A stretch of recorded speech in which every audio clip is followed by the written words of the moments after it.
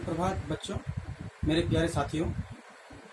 जैसा कि आपको विदित है कि केंद्रीय विद्यालय लामडिंग में हिंदी दिवस मनाया जा रहा है।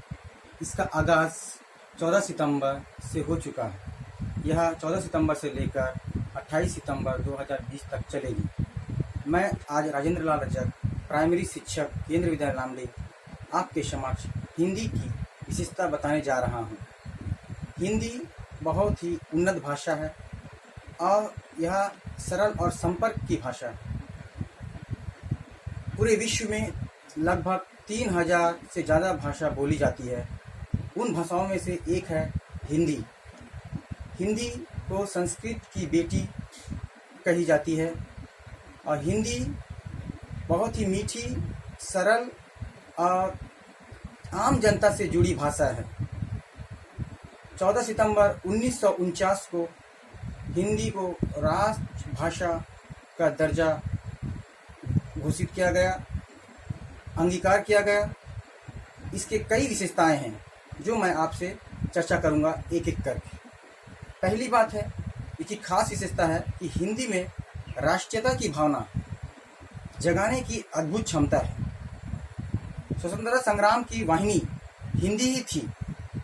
नेताजी, गांधी जी और जितने भी क्रांतिकारी थे, उन्होंने हिंदी भाषा का प्रयोग कर अंग्रेजों को भारत से खदेड़ दिया। हिंदी भाषा से ही सामाजिक चेतना का विकास संभव है। हिंदी में 11 स्वर हैं और 35 व्यंजन हैं। हिंदी देवनागरी लिपि में लिखी जाती है। हिंदी 2019 के आंकड़ों के अनुसार हिंदी लिखने वालों की संख्या भारत में 65 करोड़ है और हिंदी बोलने वालों की संख्या 85 करोड़ है और पूरे विश्व में 200 करोड़ से भी ज़्यादा लोग हिंदी समझते हैं। हिंदी का अनुवाद दूसरे भाषा में भी संभव है बच्चों। जैसे कई हिंदी के शब्दों को अंतर्राष्ट्रीय स्तर पर अपनाया गया है। मैं एक छोटा सा एग्जांपल देता हूँ।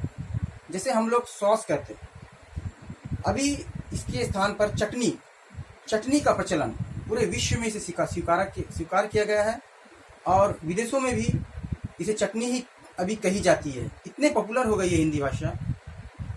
इसी के कारण पूरे 90 यूनिवर्सिटी, विश्व के 90 यूनिवर्सिटी में जो स्टैंडर्ड यूनिवर्सिटी है, वहाँ पर भी हिंदी पढ़ाई जाती है।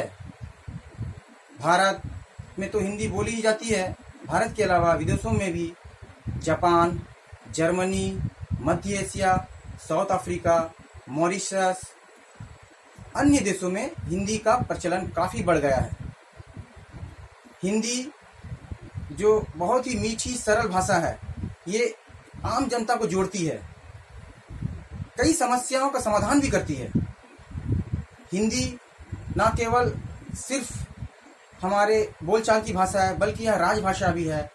भारत सरकार और राज्य सरकार दोनों मिलकर इस पर कार्य कर रही है और तो यह हिंदी रोजगार की अवसर भी प्रदान करती है। हिंदी सिर्फ यही नहीं बल्कि रोजगार के लोगों को अवसर देती है। विभिन्न विभिन्न विभाग बनाकर लोगों को इनके लिए पद रखा गया है, जिससे लोग जीविका उपार्जन में मदद मिलती है।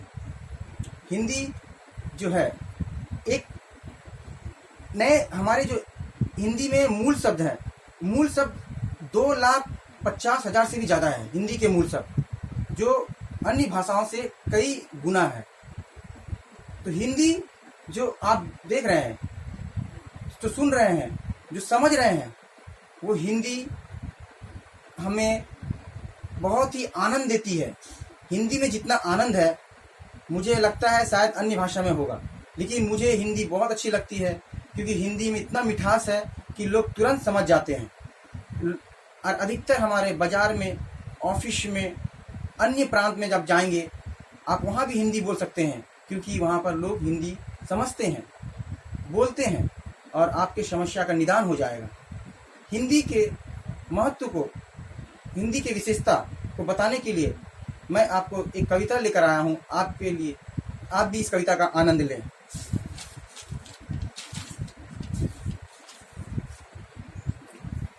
जहाजों से जो टकराए उसे तूफान कहते हैं, तूफान से जो टकराए उसे इंसान कहते हैं।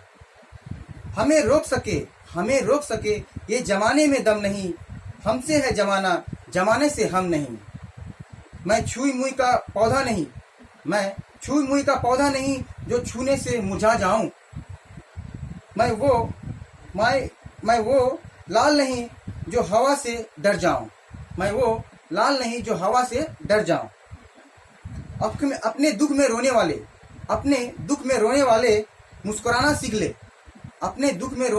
मुस्कुराना सीख ले। दूसरों के दुख दर्द में आंसू बहाना सीख ले। जो बीत गया सो बीत गया, तकदीर का सिकवा कौन करेगा। जो तीर कमान से निकल गया उस तीर का पीछा कौन करेगा। जिंदगी के बोझ को हंस कर उठाना चाहिए। राह की दुश्वारियों में मुस्कुराना चाहिए। देखो बच्चों, मित्रों, हिंदी में कितना आनंद है, कितना मजा आया होगा आपको। तो हिंदी में जो आनंद है, इसमें कई हमारे रिश्ते नातों के कई प्यारे प्यारे शब्द हैं, भोजन के कई प्यारे प्यारे शब्द हैं, भावनाओं को व्यक्त करने के लिए कितने प्यारे प्यारे शब्द हैं। तो आप हिंदी बोलिए, क्योंकि हिंदी बहुत ही तेजी से प्रसारित होने वाली भाषा है, पूरे विश्व में फैल रही है।